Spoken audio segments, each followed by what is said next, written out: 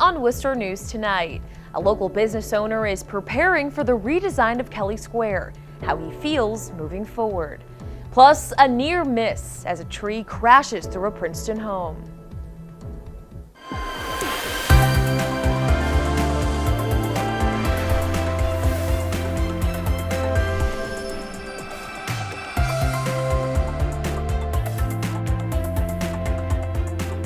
Good evening and thank you for joining us. I'm Anna Botari. The state is getting ready to start construction of the redesign of Kelley Square. They've set a timetable for the project, hoping to break ground sometime this month. And while some in the area have expressed concerns, one local business owner is optimistic about the new Kelley Square. Our Cam Jandro has more. The Hotel Vernon has become a landmark in Worcester's Kelley Square. Owner Bob Largess is eager for the renovations planned for the area.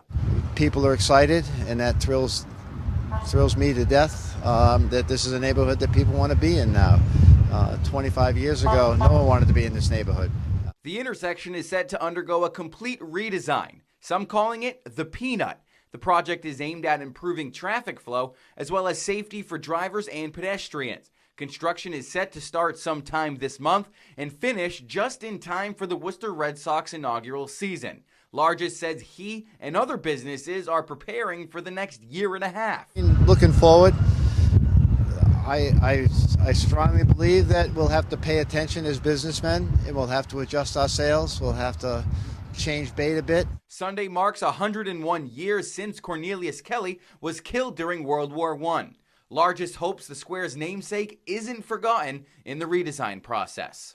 If they're lucky, Cornelius Kelley will be in the background, and he'll make sure that we all get out alive. If anyone can make it happen, he can do it, even from the other side. Cam Jandro, Worcester News Tonight. The new owner of the MIDTOWN Mall gives a status update about his work on the downtown property, and the Worcester Redevelopment Authority says they're satisfied. The WRA wanted more communication on the project from the building's new owner, Felicio Lana. During Friday's meeting, Lana revealed plans to renovate the mall and 3 buildings on Front and Commercial streets into apartments, offices, and retail space.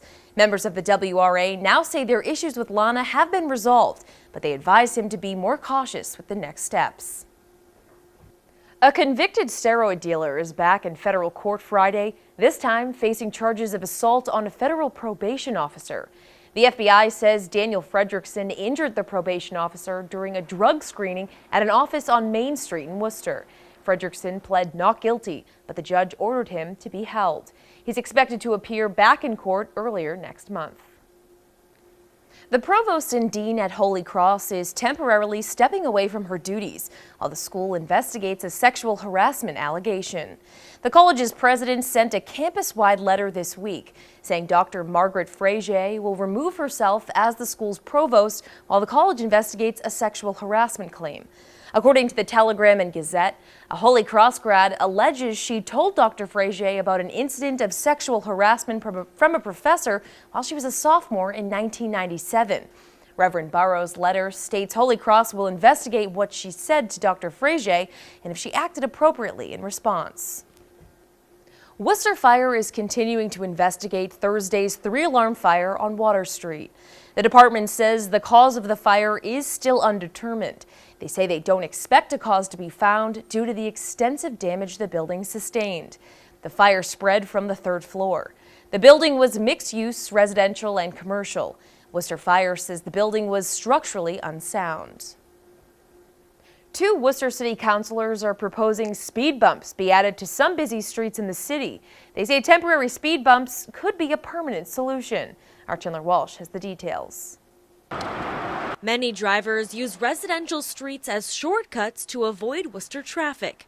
Paul Mullaney sees it on his daily walks and says the cars aren't all going the speed limit either. Some people go too fast. You can see it just going here now at 1:30 in the afternoon. There's 5 cars in the last 5 seconds going by here, and it's only getting worse. 2 city councilors want to reduce speeding by installing speed bumps on residential cut-throughs. The bumps won't look like these permanent ones. They'd be temporary and rubber, so the DPW could move them. The problem with permanent speed bumps, specifically in the Northeast, as we have to go through snow removal as a municipality, the plows are deterred when you have a permanent speed bump. So I thought, why can't Worcester think outside of the box? District 5 Councillor Matt Wally has heard complaints about speeding and traffic from dozens of people in his district. He says some streets are experiencing more accidents because of it. I think it could deal with a problem that is going to be increasing as Worcester grows. The order is co-sponsored by at-large Councillor Mo Bergman, who filed a similar item in 2016. Bergman says the issue is getting worse as many main roads are under construction, and speed bumps would improve safety. People don't want their cars bottoming out. They don't want to cause damage to the cars, and they're much more cautious if they know there's a speed bump.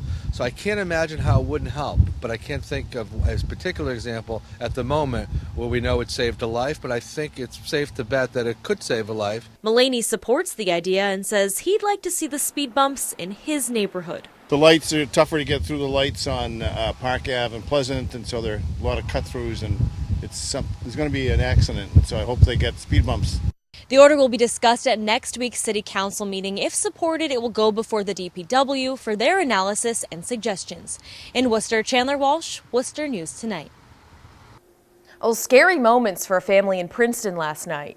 A tree came crashing through their home, narrowly missing one family member. Our Gretchen LaRosa spoke with the homeowners and has more. Once I started feeling stuff falling on me, that's when I literally dove out of the way and just kind of hid in the corner of the room and just held my hands up, hoping that I wasn't going to die.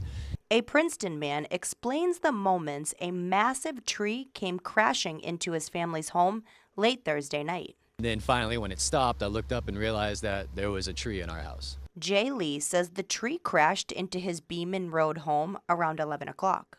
He was alone on the couch while his wife and daughter slept in the next room. So our sectional's right in that corner, so pretty much his feet were probably right where the tree was. The family says they don't remember it being windy last night, but somehow this massive tree was uprooted from the ground. That wasn't our problem tree. We always thought it was that tree. Like I said, that's why we trimmed it, so that way if the branches did fall or if it went, it was a lot smaller. This was not the one we were concerned with. April Lee says the home has been in her family for almost 70 years and says she never expected the tree in her front yard to come down. If it had gone that way, it would have been a lot different for me and my daughter. The family says, all things considered, they are just thankful everyone is okay. Very thankful because I have a daughter and it means the world to me. Gretchen LaRosa, Worcester News Tonight.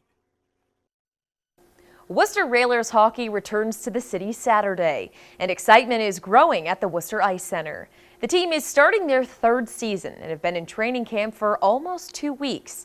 The Railers say failing to make the playoffs last year is extra motivation for this year. The team has some returning players, but also some new additions. Of the 22 players, there are 7 former NHL draft picks.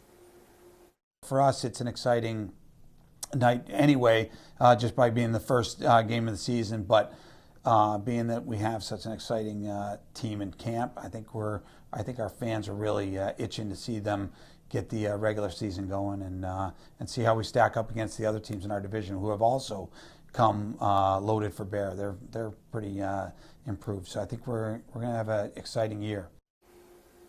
Team President Mike Myers also says the number of their season ticket holders is growing. The Railers will take on the Adirondack Thunder at the DCU Center Saturday. Puck drop is at 7:05 p.m.